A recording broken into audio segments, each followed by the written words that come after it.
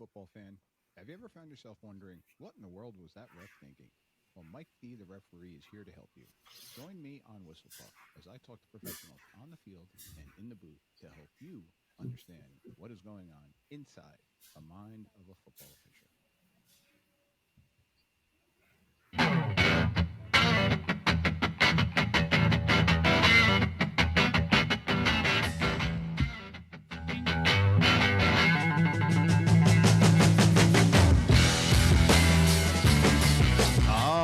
Ladies and gentlemen, welcome back for another episode of Whistle Talk. Mike D, the referee, joining you here from a nice, cold, wintry New Jersey. Once again, being joined by my buddy Daniel Chamberlain down in Oklahoma. Daniel, what's happening, my man?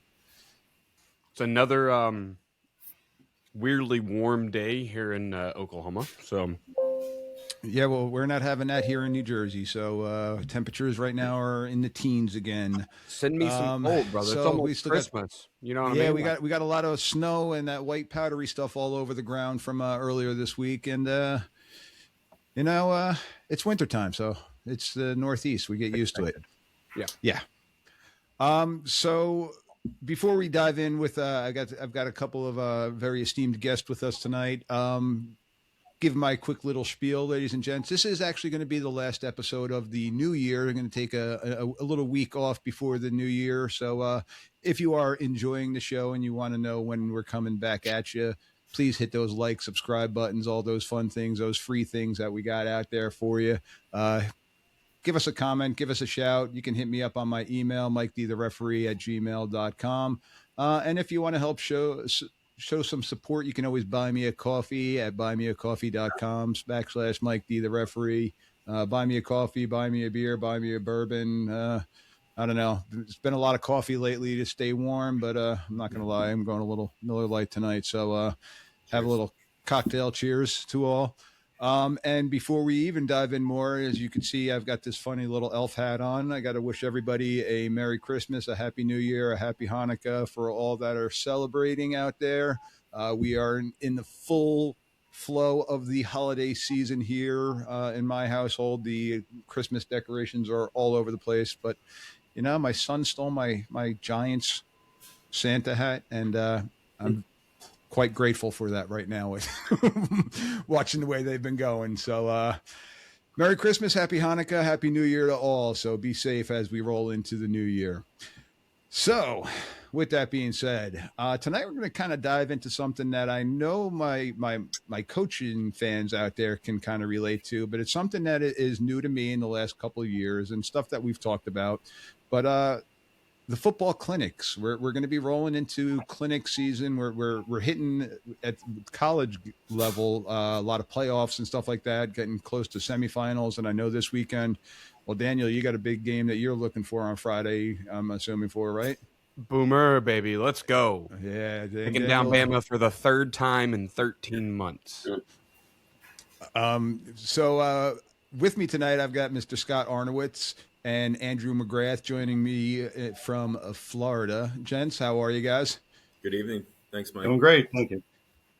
And also joining me once again is Mr. Jim Kapora, coming us from the Pennsylvania area. Jim, how are you doing tonight? Like you said earlier, Mike, it's chilly, but it is wintertime. Good evening, everybody. And Mike, thanks for this very kind invite. Absolutely. So the reason that I reached out to these three gentlemen, actually Scott reached out to Andrew for me, being his partner, so I appreciate that. But Jim, Scott, and Andrew run two really, really great officiating clinics that I know a lot of people across our area. I've attended Jim's clinic up in for the Centennial Conference and Landmark Conference. Scott and Andrew are working down in the Florida Gulf Coast area. So, Jim, I'll pass it to you. Why don't you give us a little background on yourself and about the clinic that you have going? Well, so I've been a long time lover of the avocation of officiating. Been a college football official, was a college football official for a long time, retired after 21 years in ACC at the end of the 2021 season, but have been running with two other guys a clinic that we do each spring since 2004. That was our first one, and we've done it every year since. We really try to pride ourselves on educating and teaching. I'm a firm believer, absolutely certain, that most officiating groups are not viewed in the sense that of officiating development, enhancing education. I've seen this, frankly, all over the country, certainly at the high school and in many cases the small college level.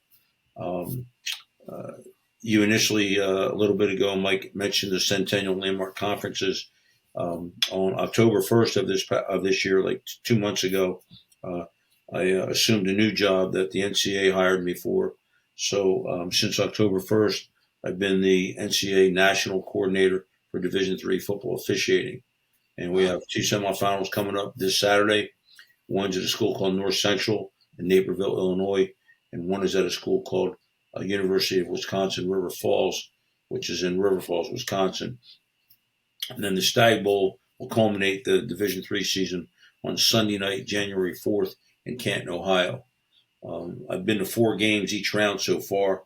I'm not going to Chicago this week, and I'm not going to River Falls primarily because last week it was minus 13 and minus 19 at those 2 locations respectively. And there was absolutely no way,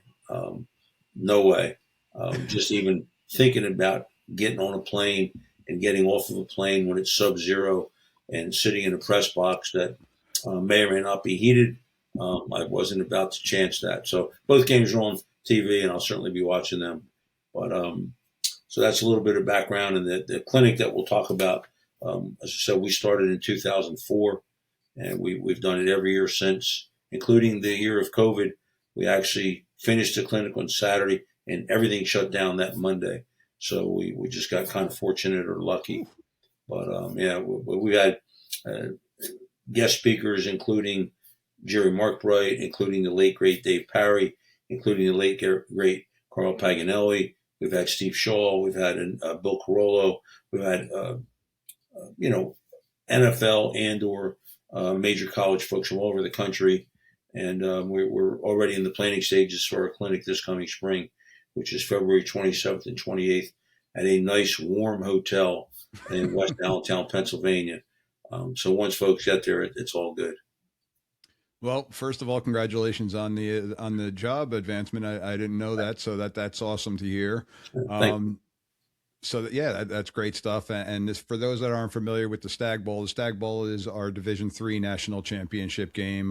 So when I was coaching Division III football, it was always a goal of ours to get there. And Jim and I were talking pre-production. I remember it always being in Norfolk, Virginia. But he just informed me that for the past good number of years, it's now rotated around in different locations. So this year being in Canton, Ohio. So get a chance, get out to the Stag Bowl, and then you can pop right over to the NFL Hall of Fame. That's right there, literally across the street from the stadium. Yes, it is. So, Jim, you were talking about a nice, warm hotel. So my next guests that I got to introduce are from a nice, warm state down in Florida. Scott, Andrew, how you guys doing? Great, Mike. How are you? Cold. We're staying warm down here. In all fairness, it's 57 where I am. So, boo hoo. It's low 70s where I'm at, so it's really cold. Goodness. you talk about the Stag Bowl. I had the honor before we get started 2 years ago. I was the replay official in the 2023 title game. One of Jim's crews from the Centennial worked the game. One of the best football games I've ever been a part of. Jim was sitting right there with us in the booth, and it was a great honor to do that. 38-37, if I recall. Yeah, terrific game. Terrific game. Mike, I got nothing. I just stayed at a hotel in Canton one time, and that's it. So there you go. I've been to the NFL Hall of Fame, so it's a cool area. I got to say, though, it's I don't mean to insult anybody from that area. We went there after a Notre Dame game, driving back home, my wife and I, and it was wintertime. And there was nothing going on because they didn't have the college games. The high school season had ended. And I know I'm looking to hopefully get back out there for a Hall of Fame induction when Eli gets nominated from the New York Giants. He's already nominated. But when he gets finally voted in, I'm looking to try to get out there. But it's a fun little city, but it revolves around football, which is always a good thing in my opinion. Nothing wrong with that. So Scott, Andrew, why don't you give the viewers, listeners a little background on where you guys are coming from, and then talk about your clinic. Well, we pretty much have the exact same bios. We started on the field in the Sun Conference, which is an NAIA conference, up until 2019, at which point during our camp that spring, Bill Carollo, who was the Big Ten coordinator, came down, and he was looking, to be a guest. And he pulled us aside and said he was looking to organize a youth movement in the replay booth. Whereas in years past, you'd work your 20, 25, 30 years on the field, go up to the booth. He said he didn't want that. He wanted new blood. He offered us positions as supplemental or developmental replay officials, which we took. And as they say in Seinfeld, yada, yada, yada, we've now year 2 in the Big Ten as replay officials. Both of us have upcoming bowl games. So we've been very blessed to be on this path. Being on the field is great. We both embraced replay greatly. It's certainly a different aspect of the game, but extremely important. I know we both. I speak for Andrew, saying we both love it, and we're both looking forward to prolong our careers. As far as the camp goes, I'll defer to Andrew about our camp. Yeah, so I moved to Florida in 2012. Prior to that, I worked in ECAC. I worked some D3 bowl and some D2 bowl up in the Mid-Atlantic area. I knew Jimmy from back in the day. Great mentor, great coach when it came to a deep wing position, which is where I was on the field. Came down to Florida in 2012, met Scott. Scott and I were on cruise together. And then one thing we saw that was lacking in Florida was there wasn't a good grassroots more of a introductory to college football or an advanced high school official type camp. And Scott and I, we got to talking. And while there's a lot of play into it, we opened up our first camp in 2016, learned a lot that first year of what works, what doesn't work, and where to and not to spend money. The first year was a success. We had probably about 40 to 50 officials that first year. And since then, we've grown to, I think we had about 130 last year at camp. This will be our 10th camp. We have ours in March. Each year since that first year, we've sold out every position or every slot that we have for registration. But one of the big things we push with our camp is that it's all about being cost effective. And Jim can, kind of test this better than Scott and I can together, is that back in the day, officiating was all about giving back. It was all about the people who came before you would take the time. They would train you. They would teach you. They would really dedicate a lot to the craft of officiating. And that's always been a goal of Scott's and I's every year is what is our break even point? We know we're only going to have 80 on-field officials. That's where it caps at every year. And now with the introduction of replay, we've had replay 4 or 5 of the past years. And it's been great. And we only allow 50 in for replay. So at 130 officials, we try and keep it as low cost as possible. It's not about making money. It's about giving back, because we know that, and Jim, Scott, we all know that one day we're not going to be on the field or we're not going to be in the booth anymore. And we need really great officials that can replace us. And that's the goal of camp. So this is year 10, and it's been a great ride so far. And we really enjoy and appreciate all that we've been able to give, but also all that we've learned from all the great clinicians and supervisors that we've had as a part of it, to include, as Jim even noted, Carl Paganelli Sr. was our first special guest. He and Marion. It was a wonderful first season, and have a special guest like them. Nice. So I want to dive into a little bit because I've attended Jim's clinic this past year, and I'm looking forward to it this coming season. But I haven't been down in Florida. But I know that you guys run it a little bit differently. So I want to kind of talk about a little bit of the differences there. But Daniel, I know you have a clinic too that on the coaching side, and this is the one that I was originally familiar with. I started coaching college football at Montclair when I was 21 years old. So there was at the time, there was a good number of clinics that were going on in the North Jersey, New York area. We used to travel down to Baltimore and stuff like that. So I'm very familiar, or I should say more familiar with the coaching clinics than I am the officiating clinics, ironically. And I know, Daniel, you guys have one coming up too. So why don't you give a little shout to that one? Yeah, absolutely. On the coaching side, I feel like clinics have gone from where they were a lot smaller back in the day, and then things like Glacier, and I have been introduced like through multiple arms of networking to the group that's still carrying on those Glacier clinics, and that was started small and started with a good purpose and get coaches in and educate coaches, and it's just gotten so large. You got Glacier, Nike, all these, but it's gotten to the point where guys go there and you have to like tell them, take one thing, right? You spend hundreds of dollars and get there. And I'm not saying anything really bad about the clinic, but they're just so vast that it's hard to go in and get a specific education on a thing. And so what we've done, first I've worked with Kenny Simpson the last 3 years or so, putting on his gun tea clinics, which, as you can imagine, he's really going into depth about his offense. And so this year we're basically copycatting him, me and Joe Daniel, and we're doing the Joe Daniel football 4-5 clinic. Weirdly enough, they both end up on the same weekend in Boston. So it sounds like we're all going to get together afterward, but we're just trying to give coaches a place to come and learn from, top to bottom, side to side, everything there is to know about one defense. And so it's like a coach who's new. But you talked about being at 21 years old, you were jumping into, college football coaching.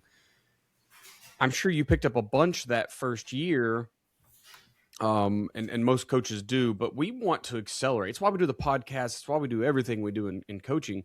We want to accelerate coaches' knowledge and their education and that learning curve. We want to shrink that learning curve for as many coaches as possible. But they're a more, I guess, knowledgeable, a more useful coach to the program, to whoever's program they're in, right? We want more coaches. We want better coaches on the field all the time, because it takes one bad coach to ruin a kid, and then no one gets to coach him. So if you're educating them all, you get to kind of move those kids along, and more players is better for the whole sport. So we will have the Joe Daniel football 4-5 defensive clinic in Boston coming up March 13th and 14th of 2026. The website is in the process being created, but keep an eye out for it. I'm sure you can find it on Google. Stay with me on the Twitter or on the podcast, the football coaching podcast, where me and Joe talk ball once a week. But yeah, it's kind of just like what you guys all said, right? It was a need. It's a need out there to get somebody a more specific education. And so that's what we're just trying to fill that void a little bit.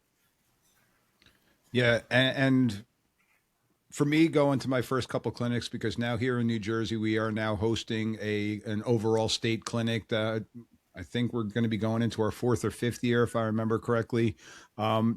It's a great place, even just, and I'm going to say networking, but not necessarily networking, but just talking football. And that's one thing that I always picked up with going to the coaches clinics, is it wasn't necessarily sitting in the actual clinicians at the time, but it was the after time where you could just sit down and possibly get one-on-one with either the clinician or just some other person from around the country and talk football. And this past year, going to Jim's clinic, I spent the night. The New Jersey clinic is a one-day clinic, but Jim's clinic in Pennsylvania had the nice warm hotel, as you mentioned before. And we all got together, sat down, had some dinner, had a couple of drinks in the lounge area.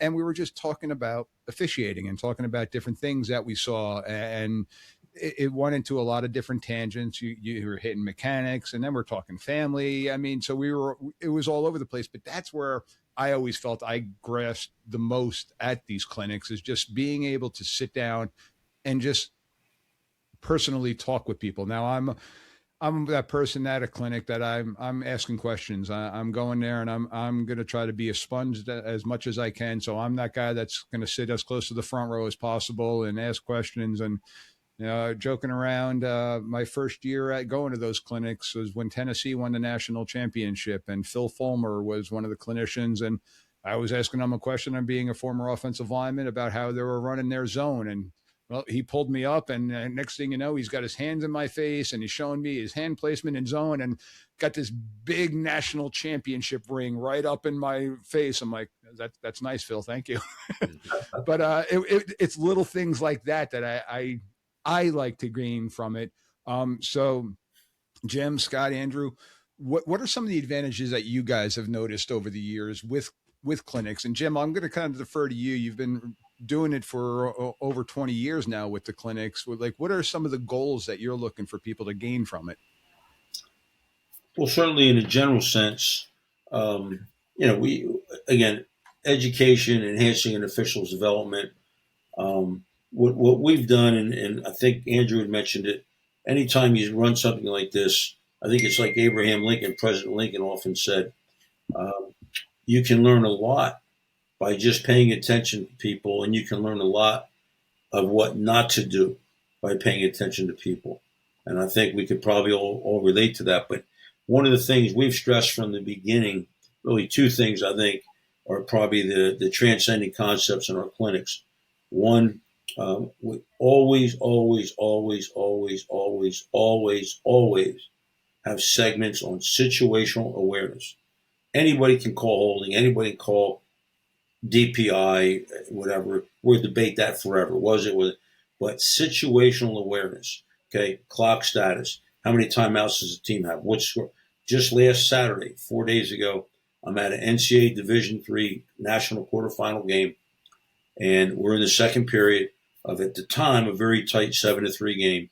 The guy, running back, gets a handoff. He goes left. He reverses his field all the way to the right, and eventually runs out of bounds with 2 minutes and 48 seconds to go in the second period. And of course, in college football, we're north of 2. We're going to wind the clock. Nobody wound the clock. So at halftime, I went in and I said some things that's unacceptable. That is absolute. And I have a phrase called, as an official, you got to know what's going on when it's going on. And that's every guy on the field or every girl on the field, whatever the scenario is. And then in the fourth quarter, the game had become a blowout by that time. But in the fourth quarter, we had a simple delay of game out of punt formation. And in college, that's automatically on a snap, but the referee wound the clock. And when I went in after the game, I said, now, the back judge, you called it. Did you know the rule? Well, I thought, but don't be thinking. You got to be knowing. Don't be thinking. You got to be knowing. And those are the things that I feel need to be emphasized and stressed at clinics, because the game is all about situational awareness. Mm-hmm. Coach, I've never had the privilege of meeting you or even on a Zoom, but how many times and in practice, a football practice, does a team run a 2-minute offense? Or 3rd and 6, we're down by 2 with 1:18 to go and one timeout. That's what the game is. That's what it is. It's not, this is holding, we got a million different things. That's not what it's about. People don't understand that. Officiating and coaching football, it's about situational awareness and game management. And that is one of the things we absolutely place a premium on. We don't ever want a guy leaving or a girl leaving our clinic without at least understanding how critical that is. And one of the things I found, I go to look every spring in person at Division II schools to look at officials that have applied to us. And that's good. You get an idea. And quite honestly, if you know what you're doing, in 10, 12 plays, you know if a guy can do it or not. But the thing that's always missing is the clock. Very, very few spring scrimmages have a game clock or a play clock. And yet that is the essence of game. How many games go to the wire? How many games are 4-quarter games? Those kind of things. So the one thing we really try to stress is situational awareness / game management. And the other thing we try to stress is that if you're not learning and growing, it's like John Wooden said, if you're through learning, you're through altogether. You might as well just quit the avocation, leave it to somebody else that might care more. And so those two things are paramount to us in our approach to having a clinic each spring.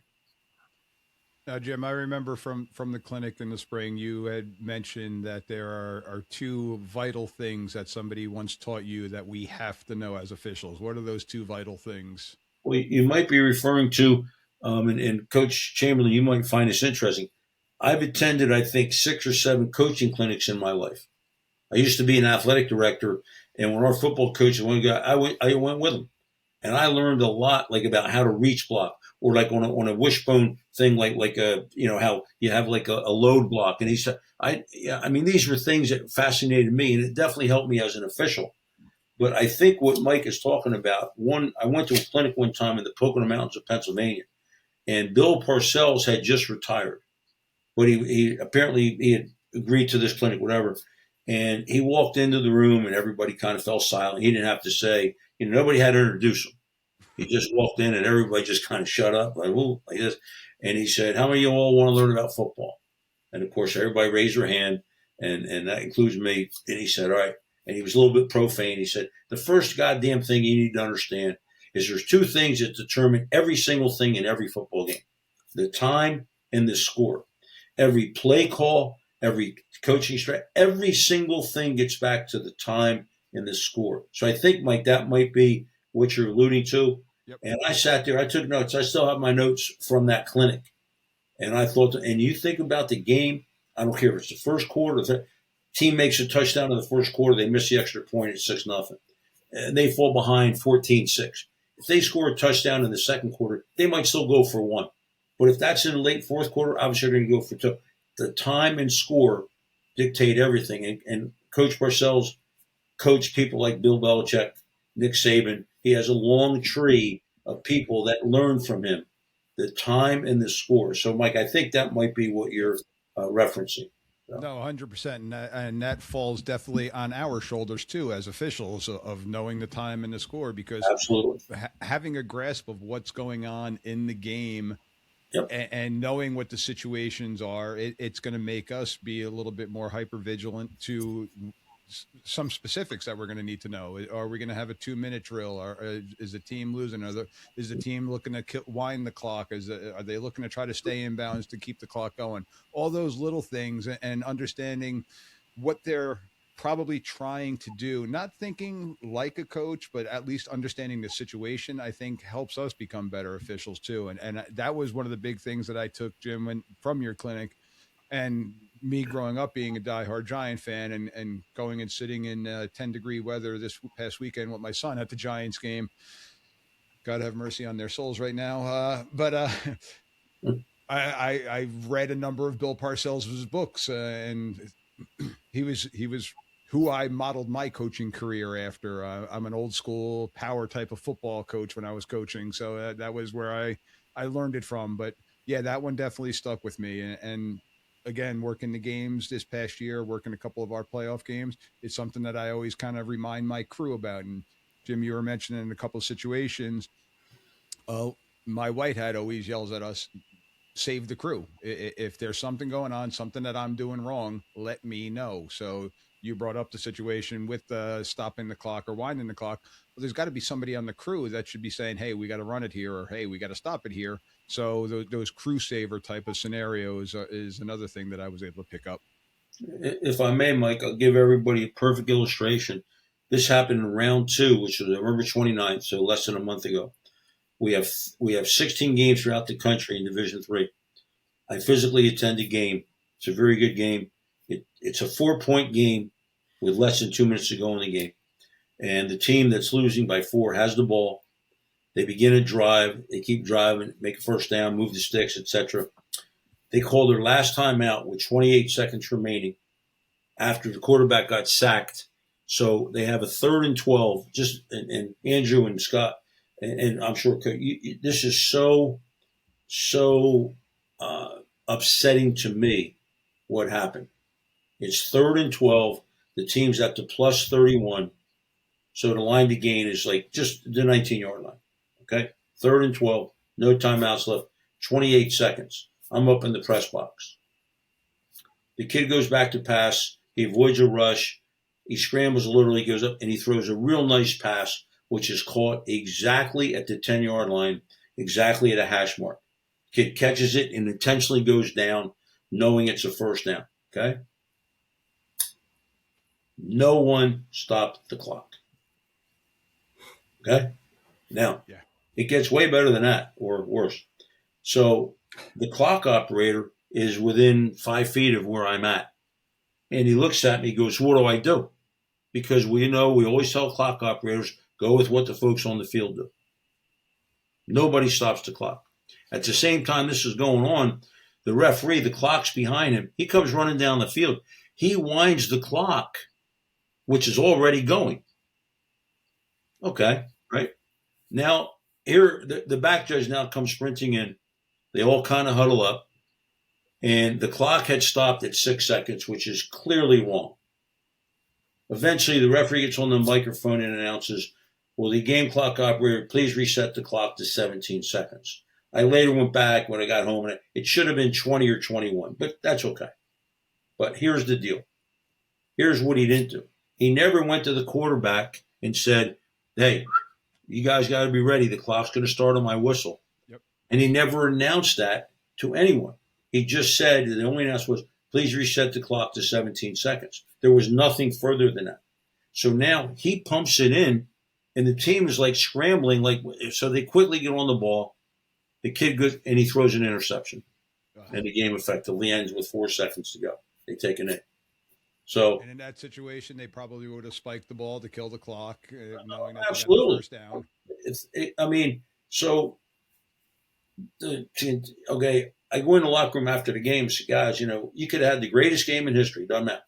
You can't screw up the end of the game with the clock. You can't do it. And being whatever, I call the supervisors of the crews after each game and tell them what I looked at and stuff like that. I said, you guys did a really good job for about 59 minutes and a half, 59, okay? But they will not go on in the tournament. I explained what happened. He goes, for one play, you're goddamn right. When you screw up like that, you cost the team an opportunity to win and go on. So you're right. They're done. Well, I think that's a little harsh. Okay, think whatever you want. I've made the decision, and that's the end of it. The point I'm making is this was a completely avoidable mistake. Mm-hmm. Never had to happen. And in my view, there's omission and commission errors. But we do something like that, you literally, I don't want to say cheat, but you take away the opportunity of that team. And, of course, we have a Sunday call with the NCAA committee, and the school had called, the AD, the coach, and now I have to sit there on Zoom and explain. And the question, well, Jim, how could they not have done that, Jim? You the big picture for them. Well, the big picture of officiating is we have to be accountable, and people don't want to be, or they're reluctant to be. Well, I said to the supervisor, why don't you call the coach, and maybe his players will be there. You can tell them it's no big deal. It's only one play, but your season's over. Daniel, how would you guys take that? We would we'd have some fiery words as well there, Jim. I would hope so, Coach. Deservedly so. We're big extreme ownership down here, so we'd be pissed that we didn't tell our quarterback we're spiking this, because it's still the coach's fault. It's still the quarterback's fault for now going, hey, coach, we just got a first down. We have to spike it. But at the end of the day, it's a full failure on multiple parts. No question. And me being an umpire, I'm in the center's ear. I'm like, hey, and scenarios like that, I'm like, guys, we're winding on the whistle, we're winding on the ready for play. So I'm letting the center know from the umpire perspective, being in the defensive side, because I'm face to face with them, and I've had that pregame conference with the center, so they know that I'm going to communicate with them. So I'm communicating with my white hat. Hey, on your whistle, we're winding, or telling the kids sometimes they're rushing. I'm like, hey guys, it's an incomplete pass. You got time. You don't have to rush. Take your time. You can huddle. Like you got a minute here. Well, not a minute, but you have a couple seconds here. But, so, Mike, I do have questions, and I've asked you before on the podcast when it's just you and I want to ask with the guys in the room now. I've always asked about just the officials' ability to correct themselves. Right? You've said now you have people in the box. You've got all these people that could have stopped the clock. Jim, you said you were sitting there. Like, at what point are we getting on a mass huddle over you got your O to O, or you got your guy in the box and going, we are screwing up. We stopped the game on live television to fix it. Let's fix it. Right. So how deep do you guys go? I am an extreme ownership guy. So like at some point, someone has to put in this foolproof system or something similar, right, to make those corrections on game night. So we're not making apologies the next day to a team that's now eliminated because of our mistake.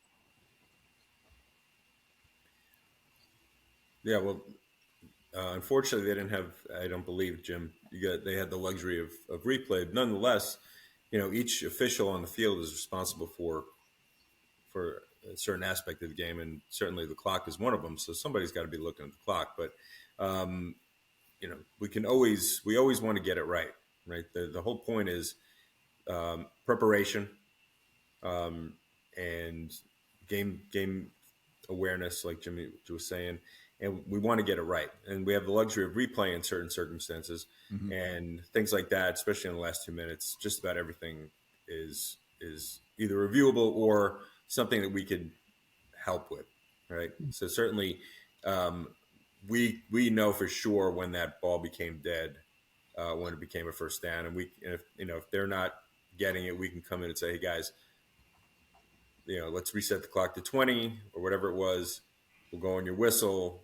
Things like that. We'll talk the crew because with the big crowds and on the field and in the heat of the moment, things get up here and in the booth, it's a little quieter. We can think to ourselves a little and be that kind of calming voice that comes down and say, hey guys, this is what we're going to do, and everybody benefits from it, hopefully.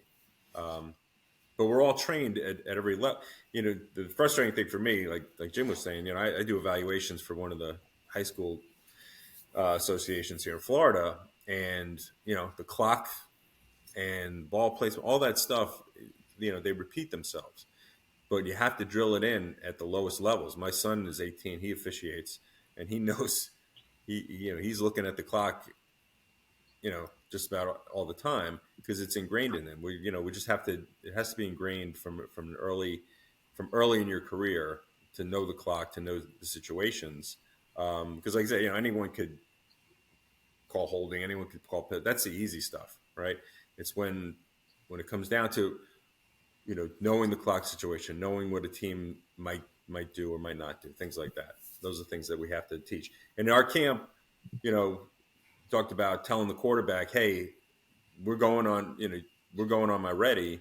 Because Andrew and I at our camp, we walk around, we're the directors, we defer to our wonderful cloncians. And I've been in the referee room where they've gone over these situations. And I've heard people like Ken Williamson say, hey, clock stop, we're going on the ready. If you're going to do something, be ready. So, learning from those kind of people is quite an advantage. And and to piggyback on that, I think, we talk about controlling the things that you can control as an official. And Scott and I, we're notorious for this, even during the season, especially. He and I will probably spend easily 10 to 20 hours a week on the phone talking about plays, talking about situations, talking about, hey, what do you think of this rule? What do they mean by this? Do they mean specifically this, or what's the philosophy of this? Do we have what the expectation is? Maybe the COC or the Big Ten wants this. The ACC looks at it like this, but the SEC looks at it like that. Let's make sure we know what we're doing. But those mental and virtual reps that we're getting during the week, and the same thing Scott and I say to our boys, because both our boys play football. I think yours is 15. Is that right? Justin's 15? Mm-hmm. And my son's 16 right now. I tell my kid, look, the harder you practice all week long, the easier your game is on Friday. And the same is for officials. If you put the time in when you get to the game, you don't sweat. You don't sit there and you don't second think what you're about to do. It becomes reflexive. And for the guys on the field, I had a great mentor who told me this back in 2006. He said, knowing rules is great. But he said, if mechanically you can't be in the right place at the right time, I don't care what rule you know, you're never going to sell it to a coach that you got it right. But if you're in the right place at the right time, you can have the worst call in the world and no coach will be able to argue with you because you're right where you're supposed to be. Yep. I'm not saying don't know the rules, but man, be athletic, get to where you need to be on the field, go out to a field during the week, move up and down a field, sideline or otherwise, and know where you need to be and how that feels every single play in every single instance. And come time Friday night or Saturday, you're going to move where you need to be, and you're not going to think about what to do. You're just your body's going to respond and react, and that's a huge part to this. The dead ball time will make you the best official, but if you wait till Friday or Saturday, you're just going to be good at best.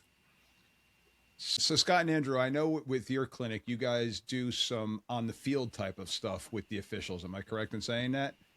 Correct. We actually we do it at a Division II school in the SIAC, Edward Waters University, and they scrimmage Friday and Saturday. So our on-field attendees get a number of snaps, and it's an intimate setting. It's one field.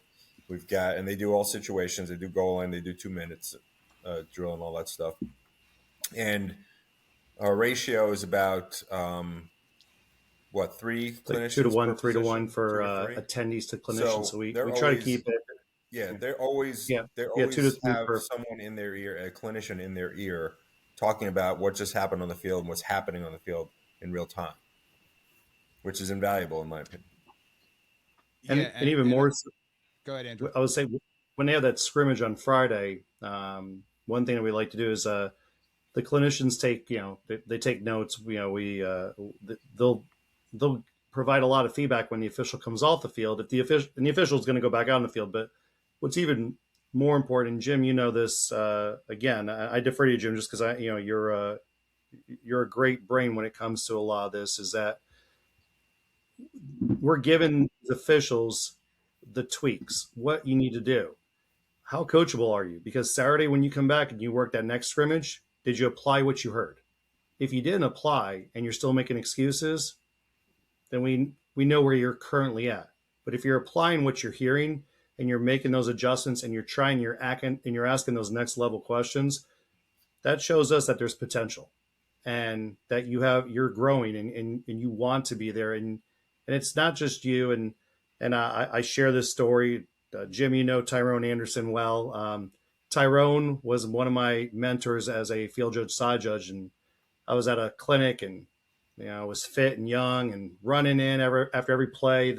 The play was over. I'd run in as fast as I could, stop, look side to side, give the down whatever it was, second, third, whatever, and then back out 100 miles an hour and get to the sideline. And Tyrone looks at me and goes, "Andrew, you need to slow down." And I'm thinking in my head, you know what? You're old and you're worried that I'm going to take your spot because I look so much better on the field.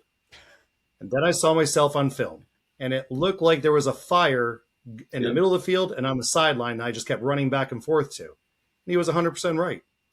We're not there because we're trying to nitpick. We want you to be better than us. Take my job from me because I am working as hard as I am, but I'm trying to empower you to learn everything I have and elevate you to be even better. Mm-hmm. That's a great point. And just Jim mentioned it earlier too. When you think you know everything, you don't know anything at all. I think that's a John Wooden quote there. But it's the same thing. And I love, Andrew, that you said be coachable, because I talk with Daniel on a weekly basis from the coaching perspective, and it's something that we don't think of as an official. Be coachable, be open-minded, and be able to take criticism. Like, I joke around with Daniel. How many times has an official ever looked at you and say, "Oh, coach, that call sucked. What are you calling there?" But we get that a lot as officials. That call is terrible, but okay, maybe they're right. Maybe that call was terrible. And how can I get that out of my system? Understand, all right, I made a mistake there, and let me not repeat that same mistake over and over again. So, Daniel, you're chuckling. I can't imagine a ref just going to be like, inside zone on 3rd and 18, coach? You know what I mean? Like, I don't even know what that means. They only rushed 3 guys, coach, so, it might have worked. There you go. No, we have some conversations in the middle of the field, especially on some timeouts of, why the heck did they just call a timeout there? What are they thinking? Like, oh, okay, we'll honor it. And actually, going back to our point earlier about the screwed up time clock, and how many mistakes have coaches made in their lives, right? Like, we're not perfect either. We need we need a guy in our ear. We need a guy in the booth telling us, like, here's your timeout, use it or don't let the time run, whatever, right? That's kind of what my question was, like, do y'all have that little man in your ear going, Coach, you didn't do the thing. Like, we can't script the thing here. You screwed up the thing. Well, and we had an issue with a clock earlier this year, and and even when we're outside of 2 minutes, replay, it's not for us to get involved with. However, if on my crew, if the clock's running and I know it shouldn't be running, all I do is I buzz down to the field and I get in the air and I say, hey guys, why is the clock running? And that's all I say. And if they go, well, dang, the clock isn't supposed to be running, and then they stop it, then I'll go ahead and be the little bug in your ear just as a reminder, hey, 7:21. And that's all I'll say. It's not official. It's just giving them, if you want something, I'm giving you something you can use. But if I say, why is the clock running? There may be a very good reason why the clock is running, that maybe there's something even I missed from up high. So it's checks and balances, and goes both ways. Because even, Scott knows, even from above, as good as we are, sometimes there's something that happens on the field that is part of the inner discussion. It doesn't go over the O2O and isn't part of some mechanic or signal that we're not aware of, but everything's going just fine down there. We just didn't know what had happened. And that's the flow of the game, and understanding the situations with the officials going with how the game is rolling and different things like that, where sometimes the press box, be it coaches or other officials, don't see it the way that the people on the field are seeing it and feeling it. It's kind of a feel at times too. And Daniel, you can probably attest to that with some calls, like just had a feeling they were doing something. I had a gut feeling that, okay, that one's going to work, and dang it, it worked. Or dang it didn't. Mm-hmm. But you have to have that gut feeling and kind of feel the flow of the game and understand the situation of the game. So going back now clinic wise, how are you guys utilizing the different technology now? Scott, Andrew, you guys are highly involved in the technology, being the replay officials, but how are you then utilizing that with the clinic stuff? Are you doing some film work and showing some different plays, or are you guys strictly on the field with it? Jim, I know at your clinic, we started off with a number of different plays, both positive and negative, the good and the bad, for us to learn from or to model from. But is that something that's going on across all clinics and stuff like that, the use of technology in the film sessions? Well, we've experimented quite a bit in our camp, from putting GoPros on the officials to having the use of drones and stuff. If we're lucky, the school will provide film from the scrimmage.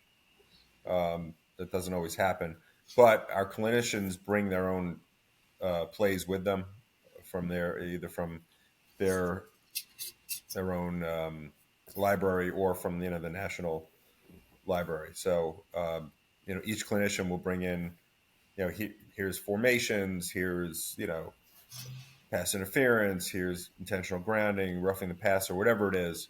So they'll in the breakout sessions per position, they'll utilize that. But we've done a lot of different things on the field with regard to film. Andrew might still have a bunch of GoPros in his garage. Yeah, I do. Yeah, I still have them. Yeah, we used to strap them to officials' heads, because what was great is if you put a GoPro in an official's head, whichever way they turn their head, you know what they're looking at. Yep. And officials, the clinicians would have the app on their phone, and they could look on their phone and say, why in the heck is he looking up at the football when it's a pass? And his key right now is getting absolutely hook and turned down the field. Why is he looking at the ball? The ball has not caused a foul ever in the history of football. Never. No, but the use of the technology, it's even the technology has, and I don't know, maybe COVID helped accelerate this a little bit too, with virtual pre-games and everything's for the crews in football. But even our clinicians now, so we've had our website up, and we've been registering since April of this year for the March camp. So as soon as the last one was over, we just restarted and got it going again. And what we do is we get our clinicians to reach out to the attendees even before they get to camp and say, here's our expectation. Here's some film you can take a look at. Here's what we're going to be looking at. Here's how we would like you to, here's the mechanic we'd like you to use. So when they get there, they already have a good working knowledge of what the expectation is. It's no surprises, because again, like I was saying before, whether it's SEC, ACC, AAC, Big Ten, wherever you're coming from, everybody's a little bit different with what they do. But when you get to our camp, or if you get to Jimmy's camp, or you get to even Daniel's, when it comes to coaching, where coaches should be standing and not in the dang white, so they run into an official half the time. Yeah, no, that's Daniel. I can already tell. Yeah, no, twice. Okay, it's been 6 years. It's happened twice.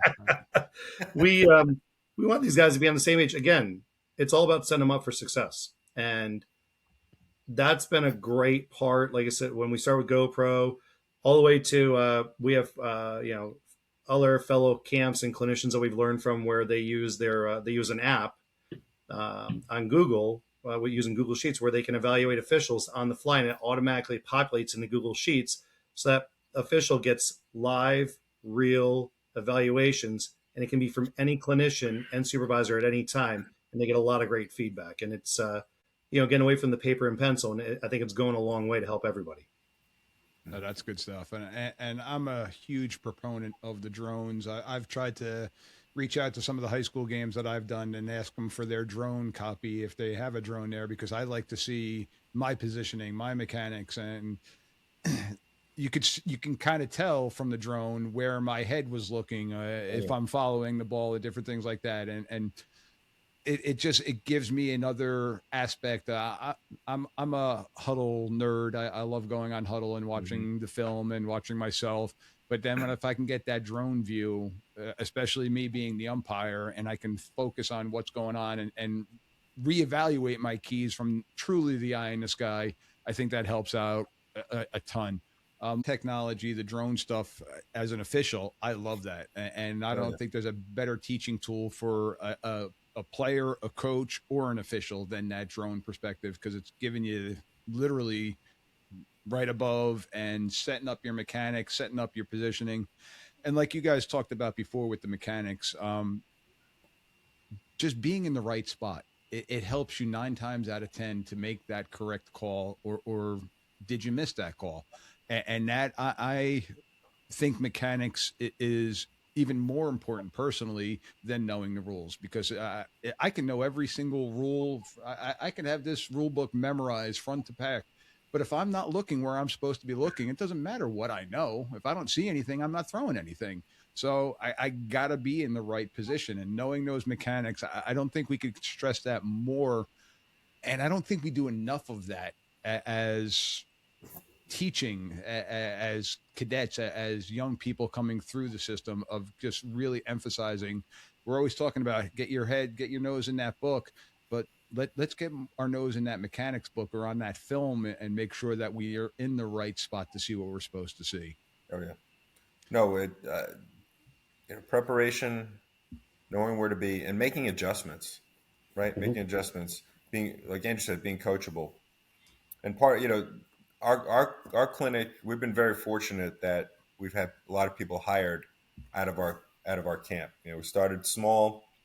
The first few years, maybe 2 or 3 college coordinators showed up, and now we've got guys coming from all over the country to evaluate talent at our camp. And you can get a list of officials, you can get football resumes that look great, but at the end of the day, like any job interview, nothing's guaranteed. You go to a camp, you're not guaranteed a job, right? Yep. No matter how much you pay. But at the end of the day, it's a job interview, right? How you dress. We have a dress code for our classroom time, and we have a social dinner at the end of camp Saturday night.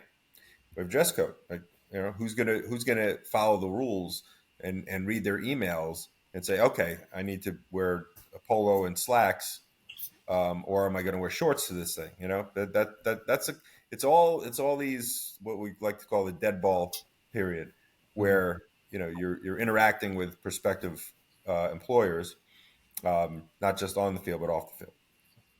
And it's the same even with your uniform. It's just as simple as, guys will ask, well, do I need to have a college uniform when I come to camp? No, you don't.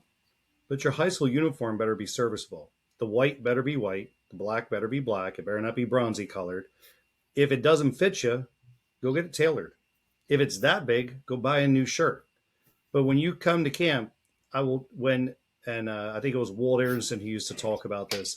When officials would walk out on the field, he would take one look at them, and if they looked the part, okay, he was still in it, and he was still willing to evaluate. But if you didn't look the part, that was it. Your evaluation was over. And I think mean, that says a that's lot. game day too, right? Like as a coach, if we walk out and the refs don't even, I think about youth all the time. I understand as coaches, sometimes we even think that like our junior high, our middle school, our youth coaches are lesser than a varsity coach, and I hate that.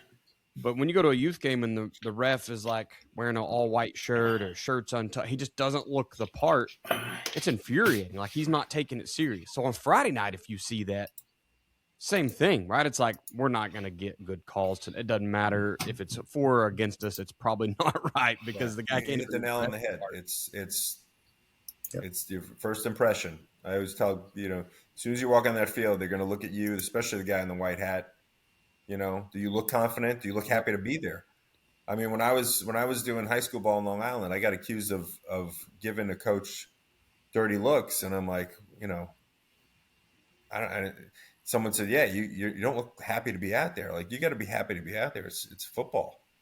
Oh yeah, I believe it's business. I believe that you have to enjoy what you do. No, but a little dig at you. No, it's Scott and I have been best friends for too long now.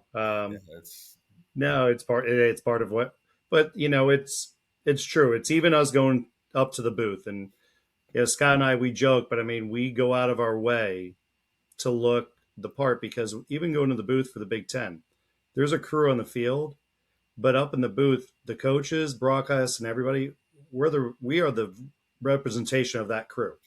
And when we go up there, it's a full suit, and it's a tie, and it's dress shoes, and you've got your fresh haircut that week, and you go in clean shaven. This is just I got something going on with my daughter for I'm dancing. We won't get into the Nutcracker, but but my point being is, you go up there and you're representing not just yourself, not just your crew, not just Bill Carollo, but you're representing the entire Big Ten.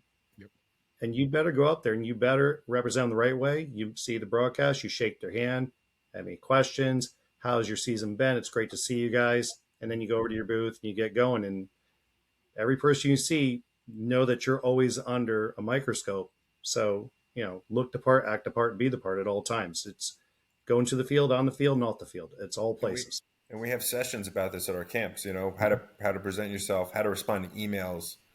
We learned from early on from our former boss, Yep. Perry Havener, who's now the Southern Conference coordinator. The details, like if you're going to write an important email, run it by somebody first. We go over all that stuff. What does a football resume look like?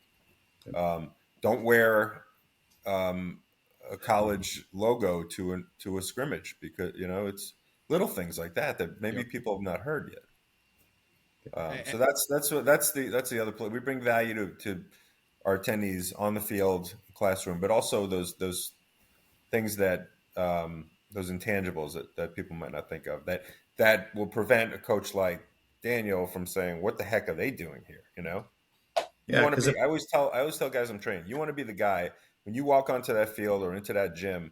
You want Coach Daniel to say, Mike's here tonight. I got one less thing to worry about. Let's go play football, right? You want to be that guy, and that's part of what we teach. It's a great compliment when my crew walks out to the field and the coaches see us and they're like, "Oh, good, we got these guys today. Okay, we're going to get a fair shake." So, what you want? Good, bad, and different. I mean, some of them still don't like a call that we make or don't make, but they know that we're going to at least call the game as we see it. Hopefully, it doesn't matter who we know. And my white hat and myself, I know Daniel and I have talked about this. We both know people throughout the state, and when we walk onto the game field, we probably know one of the head coaches. I coached for 20 plus years. He's been involved in the school systems for 20 plus years. We probably know the head coaches for both schools pretty well, that we can go over to him and say, "Hey, Daniel has a wife, has the kids," and stuff like that. But come that whistle, all right, we're going to officiate the game as honestly as we can. And we're going to carry ourselves in a professional manner. And I think I love hearing that you guys talk about that and that you emphasize it, because We have a whole Again, session on it. Yep. The after hours at the clinics is where I pick up a lot of different things, and I'm sure you guys can see it too. Demeanor, mannerisms, how are they holding themselves in that? Listen, I can go to a bar and have a good time and have a couple of drinks and talk football with people, but am I going to be that loud, obnoxious, drunk? Is that the guy that I want to have? I almost said that's me. I'm loud. We try not to go over the top on the drinking part. But, There you go. I'll be loud and proud. You're still in a professional environment at those clinics and have fun. Absolutely. I'm not trying to be the killjoy with it, but you kind of get to see a background of who that person might really be. And that opens up some eyes. Like, oh, okay. That's how that person acts. How are they going to act in a national championship game? How are they going to act in a state playoff game? Might throw a shoe. They might throw a shoe. You're right. Jeez. I remember that. Well, and it's about that. Are they principled enough? So when the big boss is around, that's how they act. But when he or she is not around, what happens then? Are they going to get loosey goosey, and do they become a liability? And it's unfortunate. And I think in this day and age, and just in general, social media is a demon. And when it comes to officiating, people need to stay off of it, period, if you're an official, in the sense of if you go to and I have very limited social media, it's private, but if you go to it and you're one of my friends on there, you don't know that I work football. You don't have a clue. So even at my job that I work at, they don't know I work football. And when they hear about it, they're like, wait, you do what on the weekends? Oh yeah, I referee college football. They're like, there's no freaking way that you do that. Well, yeah, that's what I do. But keep a low profile, because that low profile it will help you survive a lot longer, because once somebody knows that you're a football official, or they know that you have social media, and they see you somewhere where you maybe you're allowed to be there and it's not a big deal, but they take a picture that's an awkward picture and they post it and that goes viral, good luck. Because your boss is looking at it going, I got 43 people that are vying for your position. They want your position right now. You're creating a headache. Have a good day. Next one up, please. Yep. Well, Andrew, I got to say now that I'm sitting here drinking a beer out of my logo, with my shirt on, with my logo behind me, posting this on social media. Where the heck were you 2 years ago when I started this thing? I never would have done it. You're also not working a game tonight, so This is true. Yeah, well, yes. Scott has the service just for $10.99 a month. He will monitor. No. Mike, I'm not sure what happened, but I got kicked off, and I tried it 3 times, and I thought before I struck out, I'd give it one more time, and it seems to be back, but I'm not sure what happened. Back and better than ever. So yeah, we were just kind of talking about the professionalism at the clinics and how you hold yourself, and Scott and Andrew were talking about the dress code and stuff like that. And Jim, I know at your clinic, this past year, I applied to possibly be a part of Jim's association. So part of it was after the clinic was over, we went into another room and kind of had an impromptu interview session and just questions and answers. And it was a group type of setting. But again, it's where you can kind of pick up a vibe on people on if you want them to be representing your association, your profession, and different things like that. So it's just how you carry yourself in all walks of life. I'm hoping that I'm carrying myself with this podcast and trying to grow the officiating mindset out there. But it is something that, yeah, I am scrutinized for what I'm doing right now, because people do see me out there and know me. But I'm hoping that I'm upholding when I'm on the field what I'm preaching as I'm doing it on the podcast. Well, the fact is that everything we do matters. Okay, every play matters in a game. Every just the way, like you said, carry yourself. I apologize for, I don't know what happened, but the one thing I was hoping to get out there, and maybe Scott and Andrew mentioned it, don't know, but I'm a firm believer, as a former high school teacher, that the best way to engage everybody at the start of the clinic is with video. Okay, that's always number one. We've learned that over the years, and I just think that it gets everybody engaged. And last year, Mike might recall, I think, Mike, if my memory serves, last year was the first of our 20 or 21 that you've come to. And I started out, folks, with the single worst play ever officiated in football history. That's what I started. And it certainly was not Andrew. That's totally not true. But and part of the reason, frankly, is when our applicants, like Mike, okay, we've had 51, 39, and 42 applicants the last 3 years when nobody can find officials. I think that's a total myth. I think that's people taking the easy way out, assigners, ADs. Well, there's nobody to fish, so you get what you get. I think that's all bullshit, frankly.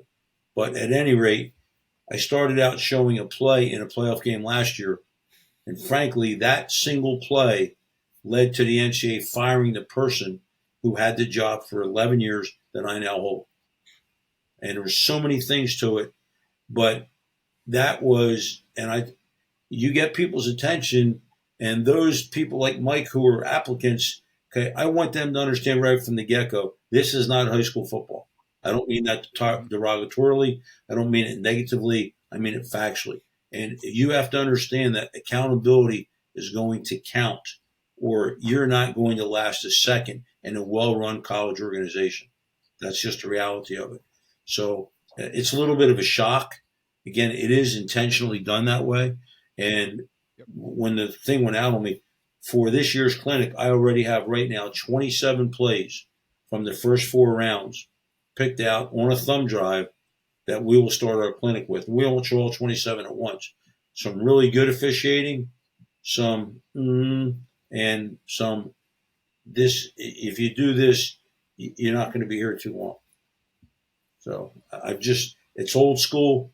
I was a long-time high school teacher, basketball coach, and I thought that to get people's attention, it was okay to kind of say from the get-go, I don't want to mislead you. I want you to know what the expectations are. And Mike was kind enough to pull it up. We're still working on our keynote speaker. I talked to some guys, and I should know by early January. But thank you, Mike, for that little promo there. Thank you. Yeah, absolutely. And I'm going to have the links to both the clinics on all the different websites and stuff like that. So this here is, you could see the Centennial Conference, the Landmark Conference. So you can go to, again, I'll have the link there, but you can see right on there, there's a lot of good information about the clinic, pictures. I'm in a couple of those pictures, so you can kind of skip past those ones because, God, I am made for radio. But you got this clinic here, and let me pull up the second clinic.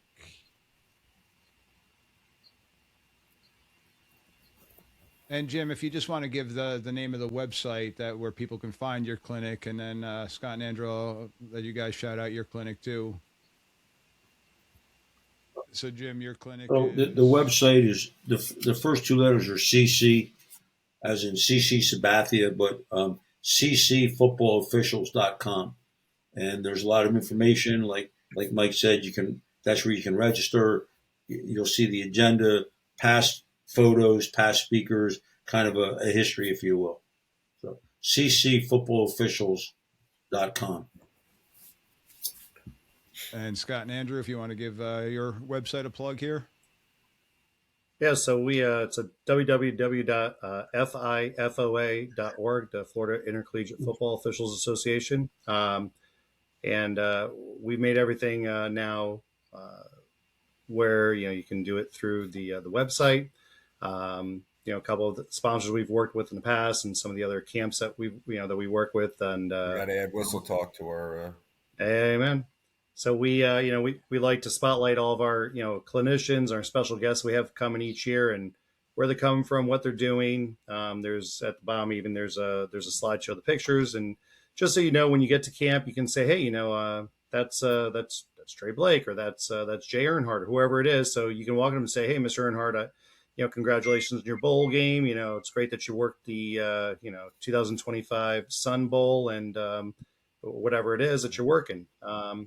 So we're trying to make it as easy as possible. don't want to say we're dinosaurs in technology, because my main job is in technology, but people are more savvy with using their phone, and so we had to make this easier for people to access, and not just mail in a registration form like we did the first year.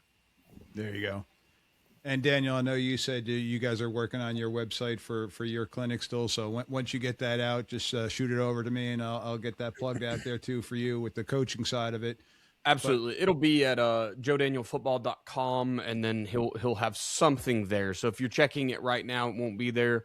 As we kind of close out December here, it will be posted eventually. But that's the 425 system we're going to be installing while we're there, and is Joe Daniel's 425. So feel free to dig through that and sign up for he's got guides, and there's always something free there from Joe. So check out that website, and that'll kind of get you started.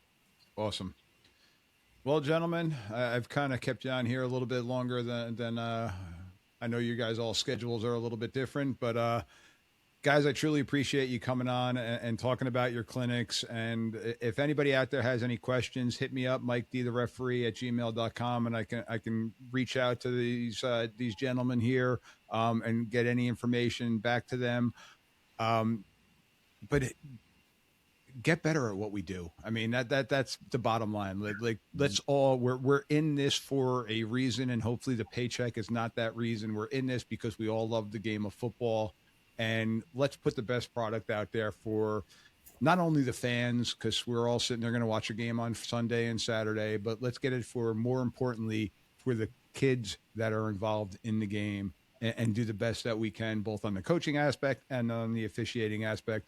And let those kids have the memories of the plays that they made, and not the calls that were made against them, or the calls that the coach didn't call for them, but the plays in the sport of football itself. So that's the ultimate goal here, just to get better at what we can do. So, gentlemen, once again, appreciate you taking the time out of your busy schedules. Everybody, Merry Christmas, Happy Hanukkah, Happy New Year coming up. So appreciate that. And happy holidays all. Thank you, everyone. Thanks, Mike. Appreciate your time. Appreciate you. Good meeting you, Jim. Great You seeing you. too, Coach. Pleasure. Andrew. Best to you. Well, guys. All right. All right. Have a good